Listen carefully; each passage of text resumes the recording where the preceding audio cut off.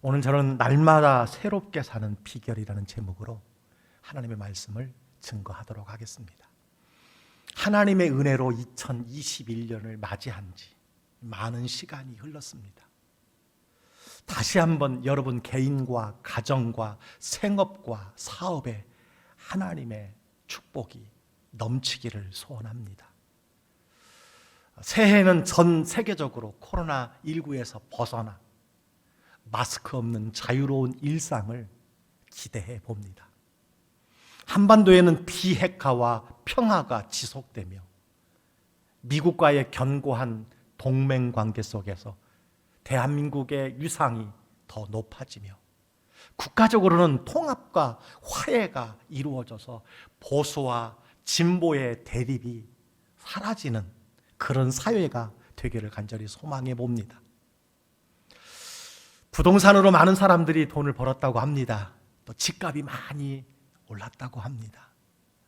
부동산과 집값이 안정되고 특별히 젊은이들에게 희망이 있는 나라가 되었으면 좋겠습니다. 특별히 계속적으로 입법 추진되고 있는 반성경, 비성경적인 동성애나 차별금지법이 사라지는 나라가 되기를 간절히 소원해 봅니다. 우리 교회적으로는 오직 회복이지요. 예배 회복, 신앙 회복, 사역의 회복, 기도의 온전한 회복을 소원할 뿐만 아니라 간절히 소원하게 됩니다.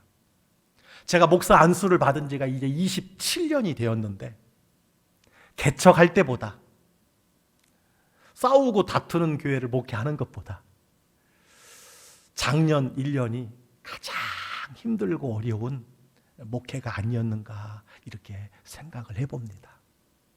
특별히 악인 한 사람이 돌아오는 것도 천군 천사와 함께 기뻐하시는 하나님의 심정을 우리 모든 성도들이 다 가짐으로 말미암아 어려움 중에도 전도하기에 많은 방해 요인이 있음에도 불구하고 이 지역 복음화를 위해서 더 크게 쓰임받고 부흥하는 교회가 되기를 간절히 소원해 봅니다. 아울러 우리 광주교회가 100주년 기념 사업으로 작년에 필리핀 보홀섬에 이미 완공이 되었습니다. 작년 3월 중에 완공이 되었어요. 이 필리핀 보홀의 예배당과 선교센터가 우리 성도님들의 참여 속에서 봉헌이 되었으면 좋겠다 생각을 합니다. 건물은 완전히 완벽하게 지어놓았지만 아직 내부에 여러분 성구나 물품이 아직 채워지지 못했습니다. 여러분 우리가 오랫동안 기도하는 가운데 가장 좋은 요지에 선교의 요충지에 이 시설을 세워놓았는데 이 시설이 세계 선교를 위한 우리 광주교회의 교두보가 되기를 간절히 소원하면서 다음 주부터는 이 시설 안에 들어갈 성물에 관한 부분을 여러분들의 헌신과 또 여러분의 참여를 기대하는 시간을 가지려고 합니다. 어쨌든 모든 것들이 정상적으로 되돌아가는 날을 간절히 소원해 봅니다.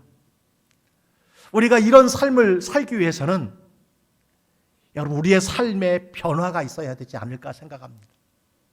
변화는 누구든지 원하지 않습니다. 변화는 어려운 일입니다. 사람은 언제 변하게 될까요? 변해야 할 고통보다 변하지 않을 때 받을 고통이 더 클 때 변한다고 합니다. 여러분 삶이 이대로 괜찮다 생각하면 변하지 않아도 되겠지만 나는 날마다 새로워지고 싶다. 2021년 새로운 삶을 살고 싶다 한다면 새로운 변화가 여러분들에게 있어야 되리라고 생각합니다. 자, 날마다 새로워지는 비결, 날마다 새롭게 변화되는 비결이 오늘 성경에 기록이 되어 있습니다. 그 첫째는요, 영혼의 유익에 초점을 맞추는 것입니다. 오늘 16절은 이렇게 말씀하고 있습니다. 우리가 낙심하지 아니하노니 우리의 겉사람은 낡아지나 우리의 속사람은 날로 새로워지도다. 사도 바울은 겉사람이 낡아지는 낙심할 만한 상황에서도 나는 낙심하지 않습니다라고 고백하고 있습니다. 왜 바울의 겉사람이 낡아지게 되었습니까? 그것은 바울이 나이 들어 늙었기 때문이 아니라 복음을 전하면서 고통을 당했기 때문에 그는 낡아지게 되었다라고 오늘 말씀하고 있음을 보게 됩니다. 오늘 본문 바로 앞 7절로 10절에 사도 바울의 이런 고백이 있어요. 우리가 다 같이 한번 여러분 읽어보았으면 좋겠습니다. 우리가 이 보배를 질그릇에 가졌으니 이는 심히 큰 능력은 하나님께 있고 우리에게 있지 아니함을 알게 하려 함이라. 우리가 사방으로 우겨쌈을 당하여도 쌓이지 아니하며 답답한 일을 당하여도 낙심하지 아니하며 박해를 받아도 버림받지 아니하며 거꾸로뜨림을 당하여도 망하지 아니하고 우리가 항상 예수의 죽음을 몸에 짊어짐은 예수의 생명이 또한 우리 몸에 나타나게 하려 함이라. 사도 바울은요, 복음을 보배라고 하고 있습니다. 복음이 보배라는 거예요. 복음이라는 보배를 아주 깨어지기 쉬운 자신의 몸이라는 질그릇에 가지고 있다라고 고백을 하고 있습니다. 복음이라는 보배가 바울의 몸이라는 질그릇 속에서 깨지지 않았다는 거예요. 왜 깨지지 않았습니까? 복음은 하나님의 능력이기 때문이다라고 하는 거예요. 바울이 복음 때문에 사방으로 우겨쌈을 당하고 답답한 일을 당하고 핍박을 당하고 거꾸로팀을 당해도 하나님의 능력이 복음에 있기 때문에 쌓이지 아니하고 낙심하지 아니하고 버림당하지 아니하고 망하지 않았습니다. 그래서 다시 오뚜기처럼 일어나게 되었다라고 하는 것을 고백하고 있습니다. 사도 바울이 복음을 전하는 과정에서 예수님의 십자가를 자신의 몸에 짊어지고 복음을 전하지만 십자가를 지면 질수록 그 무거운 십자가를 감당하면 감당할수록 예수의 생명이 더 그에게 강력하게 나타났다라고 하는 것을 여러분 고백하고 있습니다. 여기에 복음의 역설이 있음을 보게 됩니다. 여러분이 복음이신 예수 그리스도를 위해서 택함받고 부르심을 받은 하나님의 가족 공동체인 교회를 위해서 복음을 위해서 하나님을 위해서 십자가를 진다면 놀라운 일이 일어난다는 거예요.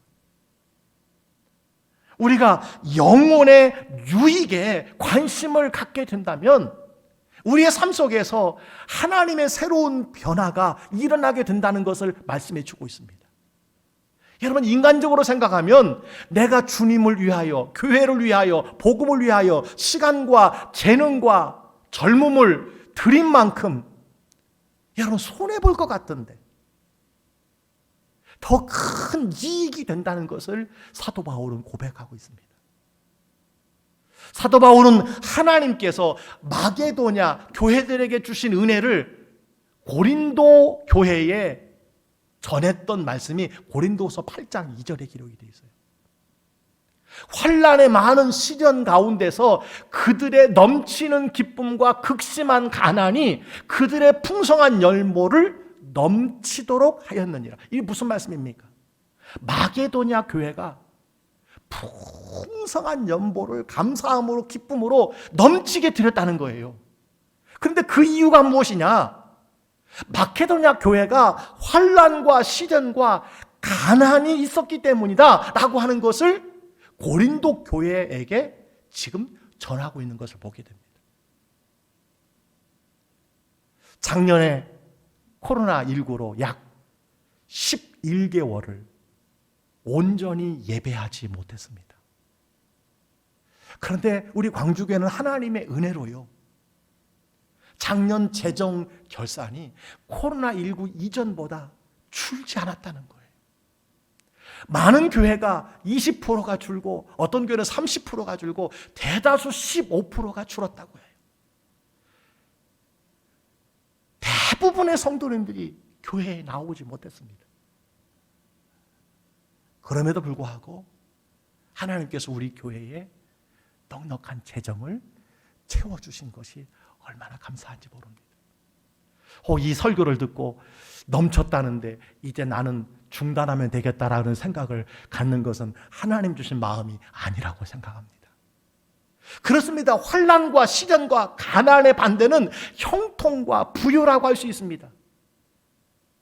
그런데요, 꽃길을 걸었을 때 형통하고 부유할 때보다 환난과 시련과 가난할 때에 더욱 헌신하였고 더욱 기뻐하게 되었다라고 하는 것을 오늘 사도 바울이 전하고 있는 걸 보게 됩니다. 여러분, 예수 그리스도의 복음은 역설입니다. 예수께서 십자가에 피 흘려 죽으심으로 죄의 권세를 이기고 부활 승리하셨습니다. 내가 죽어야 내 안에 예수님이 살아서 역사하는 것을 우리는 잘 압니다. 성경은 말합니다. 누구든지 자기를 높이려고 하는 자는 낮아지고 자기를 낮추는 자는 높아지리라 말씀해주고 있어요. 역설입니다. 너희 중에 누구든지 으뜸이 되고자 하는 자는 너희의 종이 되어야 하리라 말씀해주고 있고, 주라 그리하면 너희에게 줄 것이니 후히 되어 누르고 흔들어 넘치도록 하여 너희에게 안겨주리라 이렇게 말씀해주고 있습니다. 여러분, 성경에서 복 있는 사람이 누굽니까? 예수님의 산상수훈 8복에 여러분 나오는 모든 내용이 다 역설인 것을 보게 됩니다. 심령이 가난한 자, 애통한 자, 온유한 자, 의에 줄이고 목마른 자, 긍휼히 여기는 자, 의를 위하여 박해를 받는 자들, 도리어 이런 사람들이 하늘의 상이 크다고 오늘 성경은 말씀하고 있음을 여러분 보게 됩니다. 사도 바울이요, 복음의 보배를 질글 같은 자기 속에 두었는데 예수의 능력이 자기 안에 나타나서 오히려 날마다 새로운 삶을 살게 되었다라고 고백하고 있습니다. 그렇습니다. 우리가 주의 복음을 위해서 헌신하는 것에 초점을 맞춘다면 우리의 영혼은 날마다 새로워질 수 있다는 거예요. 우리 광주교회도 주일학교 교사, 교구와 구역을 섬기며 주님과 교회 때문에 몸과 마음과 물질로 헌신하는 많은 분들이 있습니다. 이분들이야말로 놀라운 예수의 생명을 체험하게 된다는 것이지요. 주님과 교회를 위해서 수고하면 겉사람은 혹 좀 낡아질 수 있겠으나 속사람이 날로 새로워진다는 거예요. 그 영혼이 날로 새로워진다는 거예요. 여러분, 우리가 분명히 이야기하지만 교회에 차려입고 차를 타고 가는 그 불편함이 우리에게 있었습니다. 그러나 여러분 어때요? 집에서 편안하게 유튜브로 온라인으로 예배하는 것보다 여러분 그때가 힘들고 어려움은 있었지만 우리가 그 예배를 드리는 현장을 통해서 하나님의 더 큰 임재도 경험할 뿐만 아니라 정말 우리가 속사람이 영혼이 더 새로워지는 것을 느끼지 않았습니까? 하루속히 대면하는 예배가 현장 예배가 이루어져야 되지만 여러분 그날이 조금 더디 온다 할지라도 우리가 초점을 어디에 맞춰야 되느냐? 영혼의 유익을 생각하는 내 초점을 맞춰야 된다는 거예요. 영혼의 초점을 맞춰야 된다. 속사람에게 초점을 맞춰야 된다는 거예요. 그래서 우리 교회에서는요 성통삼을 진행하고 있습니다. 성경을 읽게 하고 성경을 쓰게 하고 그리고 날마다 3가지의 감사의 제목을 기록하게 하고 기도의 제목을 기록하게 하는 것이에요. 영혼의 속사람의 초점을 맞추지 아니하고는 우리가 새로운 사람으로 나아갈 수 없기 때문입니다. 그래서 요한 3서 2절은 이렇게 말합니다. 사랑하는 자여 내 영혼이 잘됨 같이 내가 범사에 잘되고 강건하기를 내가 간구하노라. 그래요. 내 영혼이 잘 되는 것, 내 영혼의 초점을 맞출 때에 범사가 잘 되며 강건하게 된다라고 하는 것을 여러분 말씀해 주고 있습니다. 그렇습니다. 우리는 복음을 위해서 살아가고 예수님 때문에 고난을 당한다면 속사람이 사는 길이요, 내 영혼이 다시 산다는 사실을 기억하시기 바랍니다. 사랑하는 성도 여러분, 새해 속사람의 유익에, 영혼의 유익에 초점을 맞추고 살아가시는 여러분 되시기를 주의 이름으로 간절히 축복합니다. 두 번째, 우리가 변화해야 할 것이 있어요. 날마다 새롭게 사는 두 번째 비결이 있습니다. 장래의 영광에 초점을 맞추는 것입니다. 바울이 복음을 위해서 희생하면서 어느 것에 초점을 맞추었기에 그는 겉사람은 낡아졌지만 속사람이 날로 새로워질 수 있다고 하였습니까? 17절에 보니까 이렇게 말씀하고 있어요. 우리의 잠시 받는 환난에 경한 것이 지극히 크고 영원한 영광에 중한 것을 우리에게 이루게 함이니. 환난에 경한 것이라는 표현이 여기에 있습니다. 바울은 복음을 위해 살다가 온갖 고난과 고초를 여러분 당했습니다. 채찍에 맞고 돌로 맞고 파선하고 강의 위협, 강도의 위협, 동족의 위협, 이방인의 위협과 여러 번 자지 못하고 줄이고 목마르고 여러 번 굶고 춥고 헐벗었다, 그렇게 이야기했습니다. 그런데 사도 바울은요, 이 환난이 경한 것이라는 거예요. 가볍다는 것입니다. 여러분, 왜 그 고난이, 환난이 가벼운 것일까요? 우리 중에 이거 하나만 경험해도요, 우리에게는 큰 상처가 되고 큰 문제가 되고 큰 어려움이 되고 하나님을 믿지 못하는 이유가 되지 않을까요? 그러나 사도 바울은 이 많은 환난이 경한 것이다, 그렇게 이야기하고 있어요. 가벼운 것이다라고 이야기하고 있습니다. 왜 그럴까요? 그가 현재의 고난에 초점을 맞추지 않고 미래의 영광에 초점을 맞추었기 때문이라고 할 수 있습니다. 바울은요, 미래의 영광에 초점을 두었기에 현재의 고난을 가벼운 것이라고 고백할 수 있었다는 거예요. 그렇습니다. 현재의 고난이 아무리 커 보여도 잠시 동안이라는 사실을 기억해야 합니다. 일생 동안 고난을 당해도 한평생은 영혼에 비하면 아무것도 아니라는 것이죠. 현재의 고난이 아무리 커도 영원이라고 하는 시간에 비하면 가벼운 것이다라고 하는 고백이 바로 사도 바울의 고백입니다.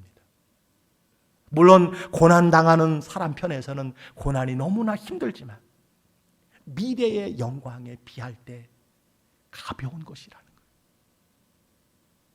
미래의 영광은 영원할 뿐만 아니라 지극히 크고 중한 것이기 때문입니다.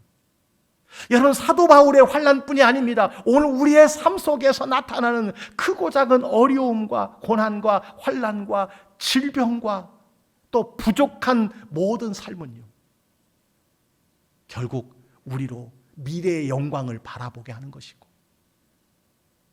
그로 말미암아 우리가 날마다 새롭게 되어진 은혜의 자리로 우리를 인도해 주신다는 사실을 여러분 기억해야 합니다. 따라서 우리는 미래의 영광에, 장래의 영광에 초점을 맞추는 삶을 여러분 살아가야 되는 것입니다.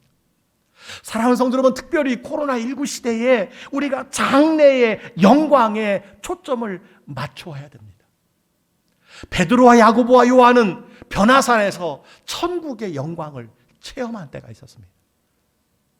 사도 요한은 요한계시록 21장에 천국의 영광을 우리에게 몇 가지로 설명해 주는 것이 있습니다. 여러분, 그것을 보면 우리가 상상할 수 없는 것이 미래의 천국의 영광이라는 것을 여러분 보게 됩니다.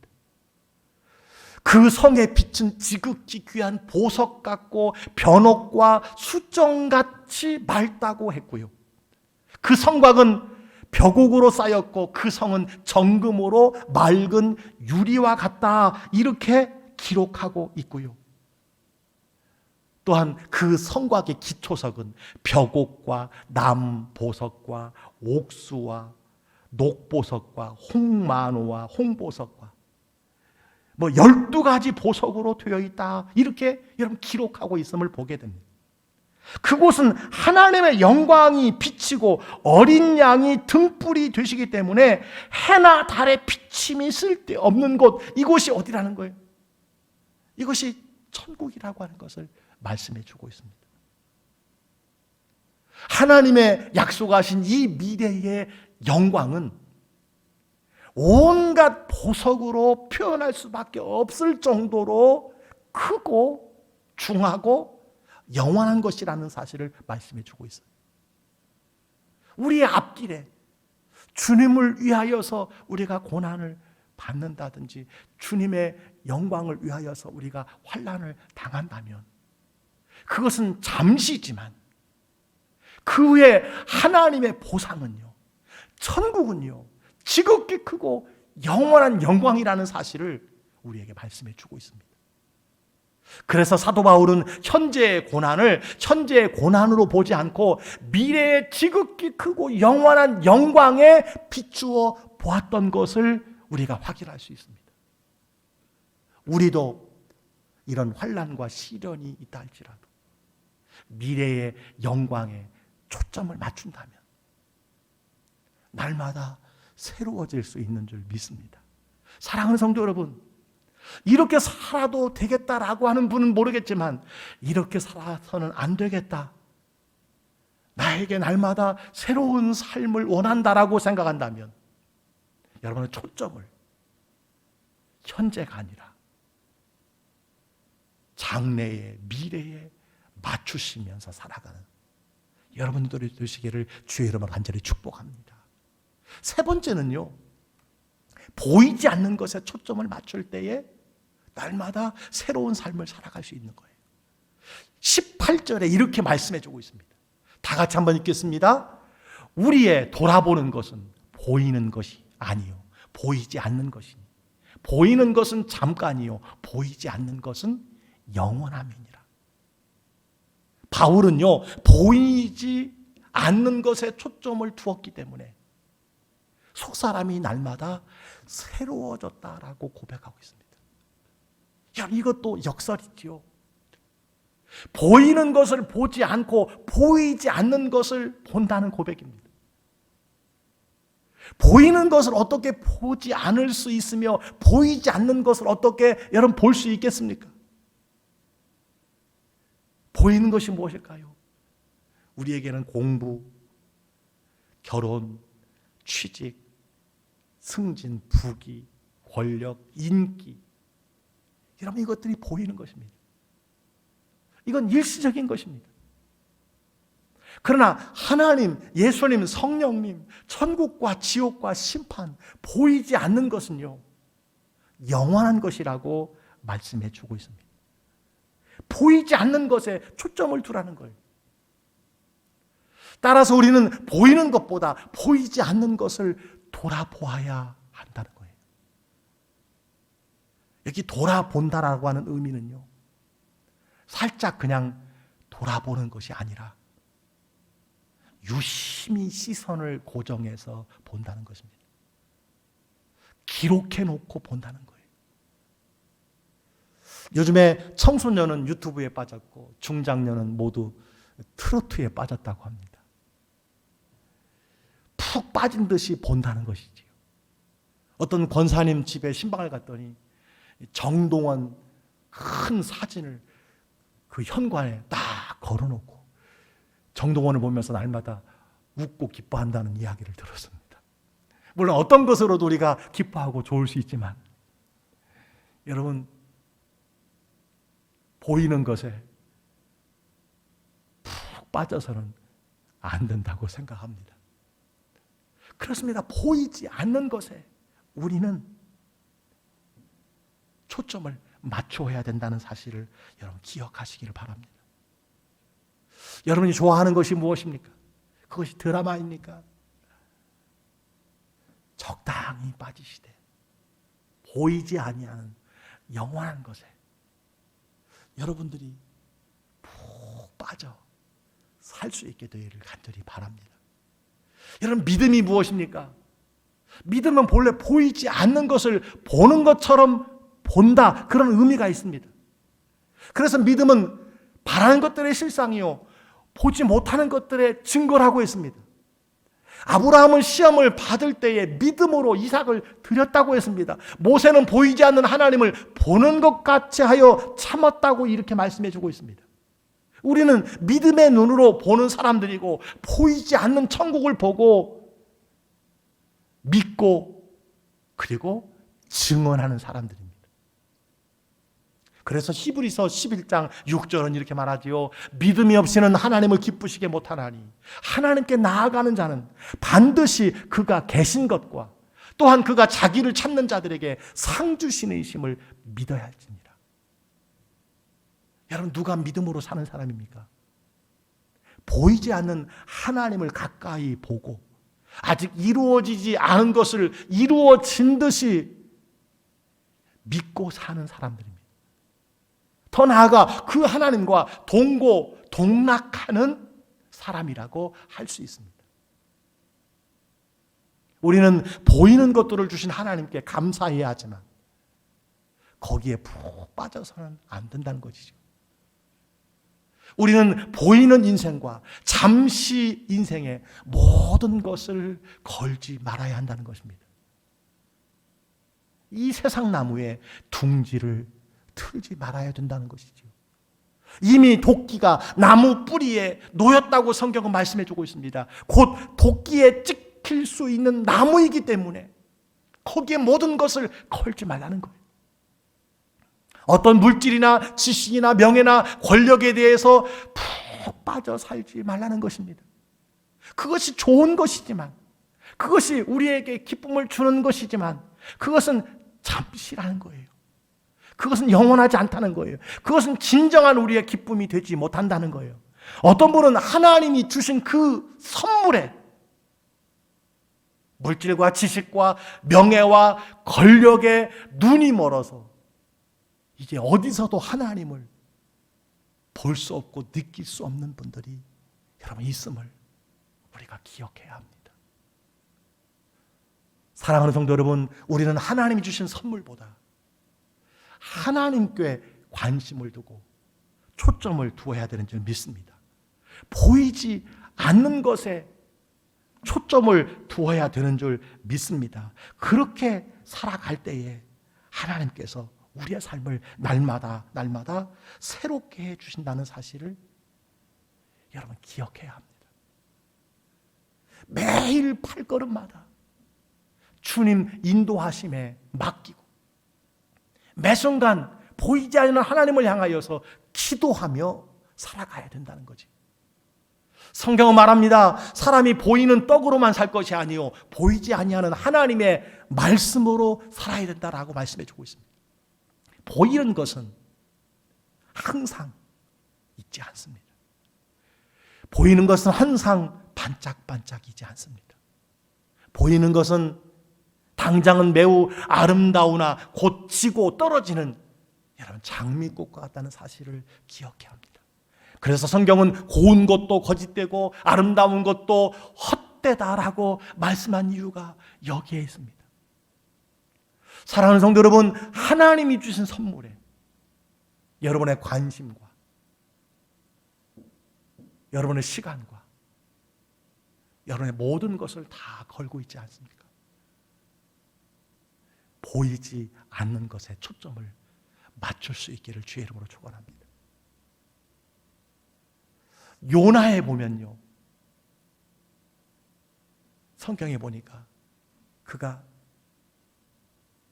박넝쿨을 여러분 의지할 때 하나님께서 벌레로 박넝쿨을 잡아먹게, 뜯어먹게, 갉아먹게 여러분 하셨던 것을 기록되어 있어요. 박넝쿨을 예배하신 하나님께 감사해야 하지만 하룻밤 있다가 없어질 그 박넝쿨만 보고 기뻐하고 좋아했던 그 요나에게 하나님께서는 벌레를 보내서 그것을 갉아먹게 하고 말았습니다. 여러분 무엇을 말합니까? 우리는 보이는 것에 관심과 초점을 두지 말고 보이지 않는 것에 관심과 초점을 두라는 것입니다. 우리가 보이는 것에 모든 것을 다 맡긴다면 하나님께서 요나와 같이 벌레를 보내서 그 박넝쿨을 갉아먹게 할 수 있다는 것을 말씀해 주고 있습니다. 무엇을 하든지 우리는 하나님의 영광을 위해서 하라고 성경은 말씀해 주고 있습니다.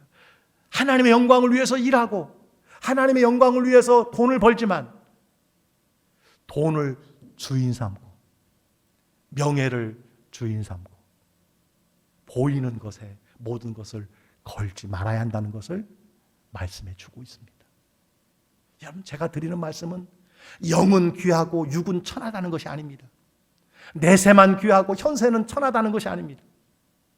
육체와 현세에 빠지지 말고 보이는 것에 빠지지 말고 영혼과 내세에 초점을 두고 이 세상 것을 바라보아야 한다라는 것입니다. 우리는 영혼에 초점을 맞추고 힘을 써서 육신적인 것들을 위해 일을 해야 한다는 거예요. 내세에 초점을 맞추어 현세의 것들에 힘을 써야 한다는 것을 여러분께 말씀을 드리는 것입니다. 자, 보이는 것을 바라보는 것이 아니라 보이지 않는 것에 초점을 두고 살아간 여러분이 잘 아는 한 사람이 있습니다. 골프 선수, 여러분 누굽니까? 고진영 선수입니다. KLPGA와 LPGA에서 활동하고 있는 대한민국 프로 골프 선수입니다. 여자 골프 세계 랭킹 2위에 지금 2년 넘게 올라 있습니다. 작년 12월에 막을 내린 LPGA 투어 시즌 최종전에서 우승을 해서요, 올 시즌 4개 대회 출전하고 상금왕이 되었고 세계 1위를 달리고 있는데요, 우승 상금이 한 번 대회의 우승 상금이 12억 원이라고 합니다. 중요한 것은요, 이 고진영 선수의 인터뷰를 제가 보고 현장에서 있었던 일인데 참 보이지 않는 것을 바라보고 의지하는 선수구나 라고 하는 것을 생각하게 되었습니다. 짧지만 동영상을 한번 여러분 시청하도록 하겠습니다. Four events. What does it mean to you with all the work that you've done in the past 4 events to get here and be sitting as the CME Group Tour Championship winner? I still can't believe it. Am I here? And then I won this tournament. So just I want to thank to God, and then I don't know. He makes to my plan, not me. Just I did nothing. Just He makes everything. So I just want to thank God, and I can't believe right now. You can't believe it. What were you thinking at the beginning of the day? What were some of your expectations on as you took on this final round? Well, when I was before the tee off, I just think, okay, 18 holes left, and then go to home. So just relax and just enjoy, just keep it up. I just reminding in my mind just one thing, and just I prayed all the time on the course, and I enjoyed it. Did your confidence in 네, 여러분 보세요. 우승의 첫 마디가 무엇이에요? 하나님입니다. 하나님께 감사합니다. 하나님께서 나의 모든 계획을 세워주셨습니다. 제가 한 것은 아무것도 없습니다. 하나님께서 모든 것을 하셨습니다. 그러기에 오직 하나님께 감사를 드립니다. 제가 우승했다는 것이 믿기지 않습니다. 사회자가 또 질문하잖아요. 오늘 하루 시작하면서 무엇을 생각했습니까? 내가 할 수 있는 최선을 다하며 오직 한 가지를 마음에 떠올렸다는 거예요. 그 한 가지가 무엇입니까? 매 순간 코스 위에서 하나님께 기도하였습니다. 그래서 경기를 즐길 수 있었습니다. 1분 동안의 인터뷰지만 고진영 선수에게 담겨진 삶의 가치가 무엇인가를 저는 점검할 수 있다고 생각을 합니다. 보이는 것을 바라보고 만족하는 것이 아니라 보이지 아니하는 하나님을 의지하며 매 순간 그분의 인도하심을 받으며 살았다는 것이지요. 사랑하는 성도 여러분, 2021년 새해가 많은 시간이 지났습니다. 어떻게 우리는 날마다 새로운 삶을 살아갈 수 있습니까? 여러분, 변화돼야 합니다. 힘들지만 어렵지만 바꿔야 할 것을 바꿔야 합니다. 무엇인가 행하기 시작하지 않으면 계획은 종이만큼도 가치가 없다는 말이 있습니다. 새해 우리가 많은 계획을 세웠습니다. 많은 결심을 했습니다. 행하지 아니하면, 시작하지 아니하면 여러분 종이만큼도 못하다는 거예요. 어디에 우리가 초점을 맞추고 살아야 될까요? 오늘 주신 말씀, 영혼의 유익에 초점을 맞춰야 됩니다. 내세의 영광에 초점을 맞춰야 합니다. 그리고 현재의 고난을 잘 극복해야 돼요. 그리고 보이지 않는 것에 초점을 맞추어 살아야 되는 줄 믿습니다. 우리의 육체와 삶은 여러분 자동이에요. 육체는 잘해주면 잘해줄수록 더 교만해지고 더 나태해지고 더 육의 삶, 현세의 삶, 그리고 보이는 것을 따라가는 여러분 자동입니다. 이 자동을 변화할 수 있는 방법이 무엇일까요? 우리의 초점을 달리하는 것입니다. 육신과 현세와 보이는 것이 아니라 영혼과 내세와 보이지 아니하는 것에 여러분 초점을 맞출 때에 속사람이 날마다 새로워지는 것이고 하나님이 우리를 날마다 새로운 길로 인도해 주실 뿐만 아니라 하나님의 형통과 번창을 우리가 경험하게 되는 줄 믿습니다. 이 은혜가 우리 광주교회 모든 성도들에게 충만하기를 간절히 소원합니다.